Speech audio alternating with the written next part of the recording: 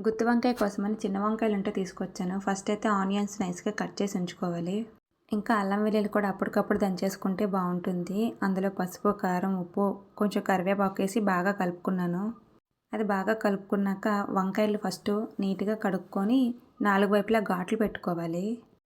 అందులో ఈ స్టఫ్ అనేది ఫిల్ చేయాలి. అలానే అన్ని వంకాయలకి ఫిల్ చేసి పెట్టేశాను. కొద్దిగా మసాలా అయితే ఉంటుంది. మనకదంతా గ్రేవీలో ఉంటుంది. టేస్ట్ బావుంటుంది. పెనం పెట్టాక ఆయిల్ వేసి హీట్ ఎక్కాక జీలకర్రను పచ్చిమిర్చి వేసుకోవాలి. మనం స్టఫ్ చేసిన వంకాయలన్నీ వేసి మిగిలిన మసాలా కూడా వేసి మూత పెట్టుకోవాలి. ఇంకా మధ్య మధ్యలో కలుపుతూ ఉండాలి. వంకాయలు తొందరగానే వేగిపోతాయి కానీ లోపల వరకు వేగాలంటే కొంచెం సిమ్లో పెట్టుకొని మాటికి కలుపుతూ ఉండాలి. అప్పుడు మనకు లోపల వరకు ఫ్రై అవుతుంది నీట్‌గా. వంకాయ కర్రీ రెడీ అయిపోతుంది అనే టయానికి మా బావేమో చేపలు తీసుకొచ్చారు. వంజరమును కోనేమంట.